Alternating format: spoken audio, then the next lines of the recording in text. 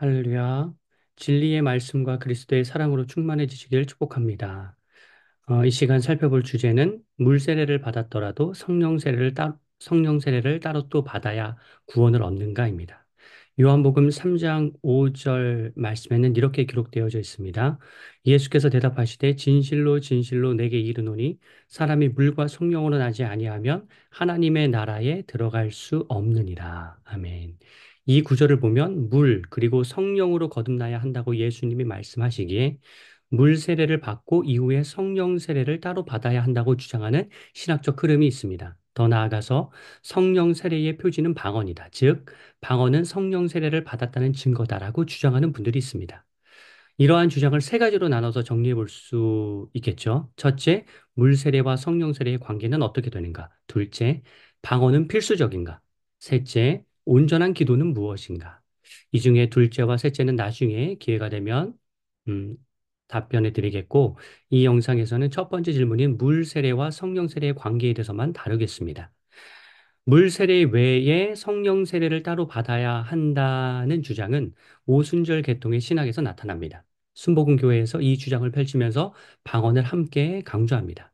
그런데 저는 우리 교회가 속해 있는 예장통합 장로의 신학대학교에서 공부를 하였고, 우리 교단이 어떠한 관점을 가지고 있는지를 중심으로 답변해 드리겠습니다. 요한복음 3장 5절을 개혁주의 전통의 신학적 관점에서 설명해 드린다면 이 구절은 성령 세례를 따로 받아야 한다는 의미가 아니라 물 세례를 받을 때 성령이 함께 역사하신다라고 이해해야 합니다. 그러니까 물 세례가 바로 성령 세례인 것입니다. 접속사 and는 물과 성령을 구분하는 의미가 아니라 물은 곧 성령이다. 곧 영어로 말하면 equal입니다. 즉 성령 세례를 따로 받아야 하는 것이 아니라 물 세례를 받을 때 성령님이 역사하십니다. 역사하십니다. 정리가 어느 정도 되셨죠? 그러면 성령을 받을 필요가 없느냐?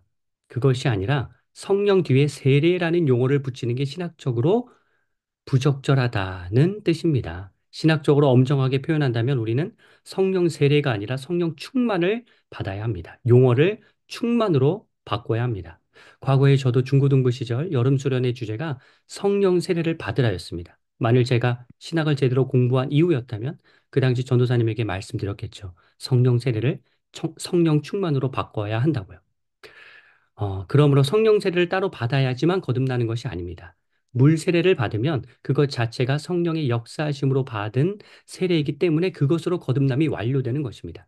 추가적으로 성령의 어떤 신비로운 은사를 또 경험해야지만 구원을 얻는 것이 아닙니다. 일반적으로 제대로 된 신앙인이라면 세례받기로 결단할 때의 마음가짐이 어떻습니까? 아, 내가 지금까지 잘못 살아왔거나 과거를 모두 청산하고 이제 하나님의 말씀대로 살아야겠구나. 나를 위해 십자가에 달려 돌아가신 예수님을 위해서 살아야겠다. 이렇게 다짐하면서 눈물 흘리며 세례를 받습니다. 세례를 받을 때 갑자기 현상적으로 어떠한 신비로운 체험을 가시적으로 하지는 않지만 내면적으로 이런 큰 변화 안에서 세례를 받습니다. 나의 믿음의 고백을 하나님께 올려드리고 많은 사람 앞에서 공표하는 자리가 바로 세례입니다. 즉, 성령님이 이 모든 과정에서 역사하셨기 때문에 물 세례를 받기로 결단한 것입니다. 자, 그렇다면 두 가지 질문이 추가적으로 생겨날 수 있습니다. 첫째, 세례를 받기로 결단했는데, 즉 예수님을 믿음으로 받아들였는데 세례를 받지 못하고 죽었다. 그러면 구원받을 수 있을까요? 당연히 구원받을 수 있죠.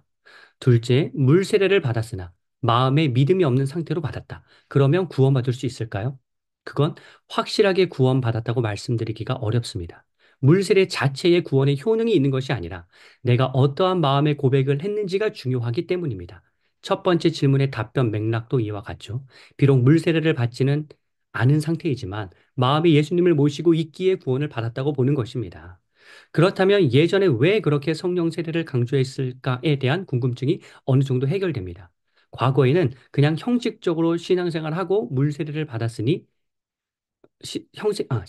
형식적으로 신앙생활을 하면서 나는 물 세례 받았으니 구원받았다라고 생각하는 사람들이 있었습니다. 그 사람들의 신앙을 일깨우는 역할을 그 메시지가 한 것입니다. 여러분, 만일 현재 물 세례를 받은 상태든지 아니든지 구원에 확신이 없는 상태라면 물과 성령으로, 정확하게 표현하자면 물 곧 성령으로 세례를 확실하게 받아야 합니다.